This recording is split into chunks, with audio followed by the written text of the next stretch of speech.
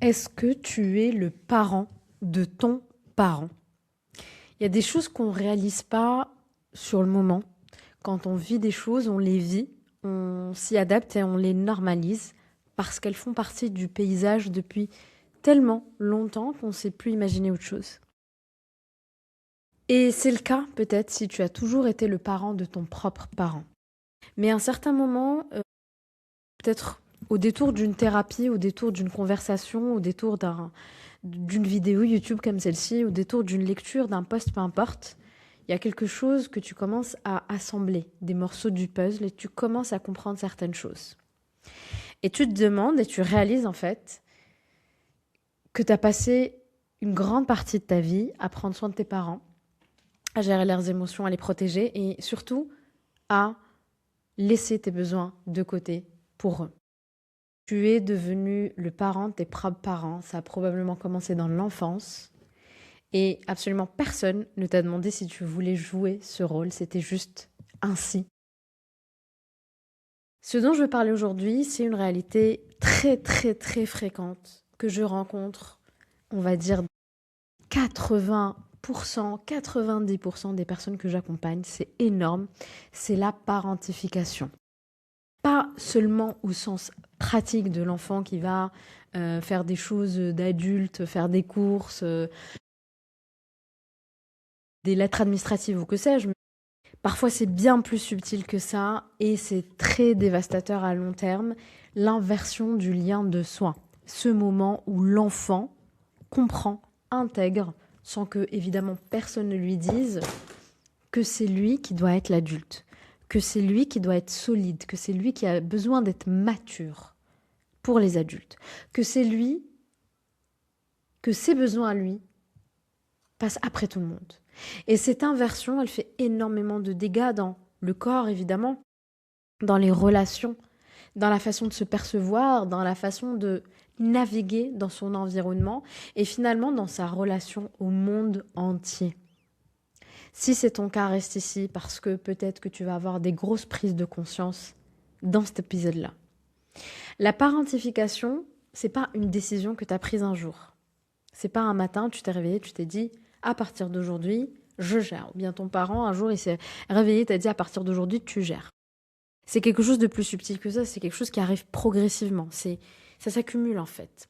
Et elle arrive le plus souvent dans des familles qui sont pas forcément dysfonctionnelles au sens, on va dire, admis du terme de dysfonctionnel, même si vous m'écoutez depuis longtemps, vous savez ce que je pense, ce que je raconte sur les parents dysfonctionnels, sur la toxicité qui peut être consciente ou inconsciente. Ça arrive dans des familles ordinaires. Ça arrive dans des parents qui aiment leurs enfants, mais qui portent eux-mêmes quelque chose de lourd. Un père qui revient absolument épuisé du travail et dont les émotions pèsent sur toute la maison. Une mère qui est dépressive et en fait, elle ressent un vide et cet enfant ressent le vide et se sent obligé de combler ce vide. Ça peut être aussi des parents qui se disputent et l'enfant devient une espèce de médiateur en fait. C'est l'arbitre de ses parents. Pareil, c'est un parent qui est tellement seul qu'il se confie à son enfant, comme il se confierait à un ami, un thérapeute ou autre. Et dans ces dynamiques-là, l'enfant il apprend quelque chose de fondamental et de subtil et d'implicite. Je ne peux pas avoir de besoin. Je n'ai pas le besoin d'avoir besoin. Je ne peux même pas avoir des émotions. Ce qui compte, c'est de maintenir l'équilibre dans cette maison. Et je suis celle ou je suis celui qui peut le faire et qui a la mission de le faire. Et c'est pas toujours de la manipulation de la part des parents, même si des fois, évidemment, c'est le cas. Dans la majorité des cas, ce n'est pas le cas. C'est l'enfant qui est aimant, qui est sensible, qui a une intelligence, qui perçoit ce besoin-là du parent et qui y répond. Et qui développe, malgré lui, une compétence émotionnelle bien trop précoce. Et on ne lui a pas enseigné cette compétence émotionnelle. Parce que probablement que son parent est immature ou indisponible émotionnellement. Et c'est pour ça que lui, il a dû grandir bien trop vite. Enfin, lui, toi. C'est pas quelque chose qu'on a appris à cet enfant. Mais c'est quelque chose qu'il a mis en place parce que c'était nécessaire à sa survie relationnelle, pour maintenir le lien. Et cette compétence, pendant des années, passe pour une qualité. Qu'est-ce qu'il est sage, il est vraiment mature, il est vraiment responsable, il est plus sensible que les autres, etc., etc. Parfois, ces compliments masquent quelque chose qu'on ne voit pas toujours, un enfant qui grandit trop vite, dans le mauvais sens du terme. La parentification a plusieurs visages. Et reconnaître ça, c'est en fait mettre des mots sur quelque chose qui n'en a pas tout le temps. La plus visible, c'est la parentification instrumentale. C'est l'enfant qui assume des responsabilités concrètes qui ne lui appartiennent pas. Il va gérer le foyer, il va surveiller les petits frères, les petites sœurs, il va servir d'interprète, il va régler les problèmes administratifs. J'ai déjà eu le cas de personnes qui me disaient, moi, à 12 ans, j'allais à la mairie ou des choses comme ça. Ça peut être aussi un enfant qui prend en charge les aspects pratiques de la vie familiale, etc. Et c'est absolument épuisant, et puis ça vole une enfance. Ça vole l'enfance. Mais ça se voit, on peut nommer ça. C'est plus ou moins visible, d'accord? Donc on reconnaît, j'ai fait des choses pour mes parents. Puis il y a la parentification émotionnelle, et la plus fréquente, qui elle est invisible. C'est l'enfant qui devient le réceptacle des émotions du parent, qui devient l'ami, le confident, l'encre, celui à qui on dit « je ne sais pas ce que je ferais sans toi », etc. Et celui qui reçoit les angoisses du parent, des parents, l'immaturité émotionnelle des parents, les douleurs conjugales, les peurs des parents, les problématiques d'argent des parents, etc., etc., qui apprend à les porter sans en parler, sans se plaindre, souvent sans même savoir que ce n'est absolument pas normal. Et puis il y a une troisième forme, on pourrait l'appeler la parentification de la stabilité, c'est l'enfant qui apprend que son rôle est de ne pas vaciller. Je ne vais pas ajouter du poids à ce qui est déjà lourd. Je vais juste sourire, je vais bien me comporter, je vais garder mes problèmes pour moi, je peux les gérer et je ne vais pas poser problème à mon ou mes parents. Ça, je le vois hyper fréquemment. Parce que l'enfant a compris que les adultes autour de lui n'ont pas la capacité d'accueillir ce qu'ils ressentent vraiment. Ou bien, il a peur que ça rajoute de la souffrance à la souffrance. On me le dit toujours. Pourquoi t'as pas dit que tu as été abusé ? Parce que j'avais pas envie que mes parents souffrent. J'avais pas envie que mes parents se mettent en colère, etc., etc. Et c'est horrible pour l'enfant. Je comprends l'enfant. Et j'étais cet enfant, et tu es probablement peut-être cet enfant. Mais c'est pas juste pour l'enfant. Ces trois formes peuvent coexister. On peut avoir les trois formes de parentification, 2 sur 3, 1 sur 3, peu importe. D'accord ? Quand un enfant devient le parent de son parent, c'est son système nerveux qui s'organise autour d'une priorité unique, surveiller l'état des adultes autour de lui pour anticiper un potentiel danger et maintenir l'équilibre. C'est un état d'hypervigilance chronique. C'est un état dans lequel le système nerveux, il est constamment orienté vers l'extérieur, vers les humeurs des autres, vers les atmosphères, vers les signaux non verbaux. Et c'est un système nerveux qui est rarement vers l'intérieur, qui est rarement vers les propres besoins, les propres états intérieurs, les propres sensations. Concrètement, ça donne un adulte qui capte instantanément quand quelqu'un ne va pas. C'est un adulte qui sent la tension dans la pièce avant que quelqu'un ne parle. Et peut-être que cet adulte, c'est toi. C'est un adulte qui s'adapte tout le temps à l'état émotionnel des autres. C'est un adulte qui a une capacité d'empathie et d'attention aux autres qui est impressionnante. Excusez-moi, j'essaie d'arranger le bureau parce que mon chat prend toute la place. Donc, je suis en train d'arranger mon PC pour qu'il ne soit pas par terre. Donc, vous pouvez faire des mouvements bizarres. Désolée pour ceux qui sont sur YouTube. Donc, cet adulte-là, en général, ça devient d'excellents thérapeutes, soit dit en passant. Ce que l'entourage ne voit pas, c'est le coût de cette capacité. L'épuisement permanent d'un système nerveux qui ne sait pas se reposer, qui ne sait pas se déposer, qui ne sait pas s'arrêter.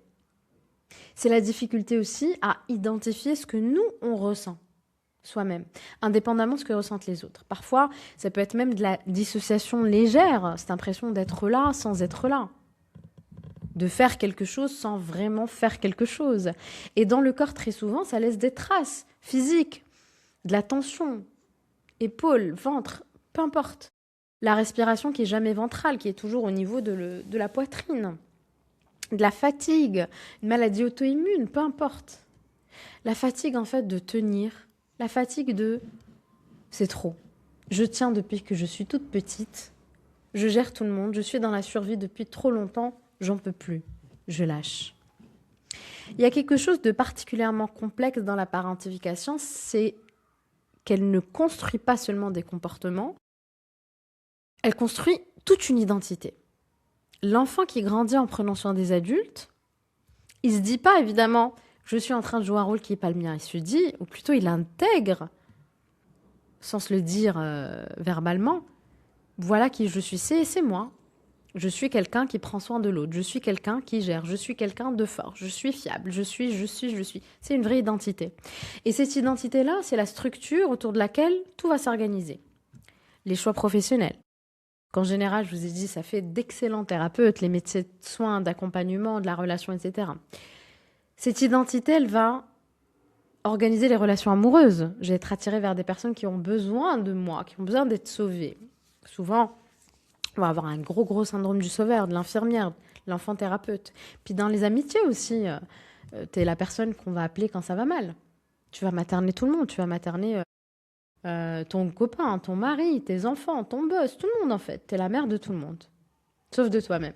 Puis il y a quelque chose de plus compliqué encore, parce que cette identité, elle a été construite autour de besoins de l'autre, pas autour de soi. La question... qui suis-je en dehors de ce que je fais pour les autres? Donc je te la pose, la question aujourd'hui, elle est peut-être vertigineuse pour toi. Qui tu es au-delà de tes rôles? Et souvent, on n'arrive pas à lâcher ces rôles parce qu'on ne sait pas qui on est en fait. Je suis qui dans ce rôle-là? Au-delà de ces rôles-là, who am I? Et on n'a jamais eu l'espace de chercher cette identité-là, de l'incarner. Et cette authenticité-là, en fait, on l'a tellement enterrée qu'on ne sait plus qui on est. Et certaines personnes parentifiées décrivent une forme de vide à l'intérieur d'elles quand elles ne prennent pas soin de quelqu'un. Comme si, sans ce rôle-là, elles ne savaient plus qui elles étaient. En réalité, elles ne savent pas. Il y a besoin de laisser mourir cette identité pour que l'autre identité puisse naître. Comme si exister pour soi-même, juste soi en fait, sans que tu aies une utilité immédiate pour quelqu'un d'autre, c'était étranger, c'était impossible. Et ce vide, c'est pas, attention à ne pas confondre avec de la dépression, c'est pas nécessairement de la dépression dans le sens clinique du terme, c'est l'absence d'un soi construit pour soi. C'est l'absence de soi. On est déconnecté de son essence, on est déconnecté de qui on est. Et il y a un mécanisme qui maintient la parentification en place bien au-delà de l'enfance, c'est la culpabilité. C'est même la honte qui s'active à chaque fois qu'on s'apprête à poser ses propres besoins en premier. À chaque fois qu'on dit non, à chaque fois qu'on s'éloigne, à chaque fois qu'on choisit sa vie, à chaque fois qu'on prend une décision, à chaque fois que je voyage alors que mon parent est malade, à chaque fois qu'on prend de la place pour soi, juste pour soi. Et cette culpabilité, elle a une logique interne qui est absolument parfaite puisqu'elle te dit que si tu ne t'occupes pas d'eux, parents, amis, famille, whatever, qui va le faire? Si tu pars, si tu te libères, si tu prends soin de toi, si tu construis ta vie sans t'occuper des autres, qui va s'occuper d'eux? Ils vont souffrir. Et ça sera à cause de toi. Et tu viendras nourrir encore plus cette honte qui va s'agrandir et s'accumuler. Et c'est une honte qui peut ressembler à de l'amour, mais qui utilise en fait l'amour comme levier. Parce qu'on aime ses parents. Vraiment, hein, on les aime sincèrement. Enfin, pas tout le monde, mais on va dire... dans 90% des cas, peut-être ou plus, j'en sais rien, on aime nos parents. Vous aimez vos parents. Moi, j'aime beaucoup mon papa. Et cet amour réel, il se mélange en fait au mécanisme de survie, à la loyauté du système, à la peur profonde d'abandonner ceux qui ont compté sur soi, sur toi, depuis tout le temps, depuis la nuit des temps. Et ce que cette honte, elle te dit pas en fait, c'est que c'est pas une boussole morale. Elle indique pas ça c'est juste, ça c'est pas juste. Pas du tout. Parce que la culpabilité, quand elle est là de manière saine, elle va t'indiquer. Elle va être ta boussole morale. Elle va te dire, alors là, c'est pas bien, va réparer. Là, quand même, c'était pas cool ce que tu as fait, hein, donc va réparer. Elle va te dire, là, c'est injuste, va réparer. Mais cette honte-là, elle est pas comme ça. Elle va venir indiquer là où le système nerveux a été conditionné à percevoir le danger. Elle va te dire, si tu sors de ce rôle, tu vas perdre le lien. Parce que quand tu étais enfant, si tu sortais de ce rôle, il n'y avait pas de lien. C'est ça le problème. Et perdre ce lien, surtout le lien avec un parent, c'est la menace la plus profonde, la plus existentielle qui puisse être pour un enfant. Et même adulte, même si tu as 40, 50, 60 ans, j'ai déjà accompagné des personnes de plus de 70 ans qui étaient là-dedans. Et cette menace continue à vivre dans le corps comme s'il était actuel. Et la culpabilité non saine, donc cette honte-là, c'est son bras armé. La parentification, elle se défait pas en se disant c'est bon, je vais arrêter de la vivre, c'est bon. Non. Et elle se défait pas en coupant les liens. Tu peux très bien couper les liens avec tes parents et continuer la parentification, continuer cette identité-là. Et pas besoin forcément de rejeter tes parents, d'effacer l'histoire ou quoi que ce soit, hein.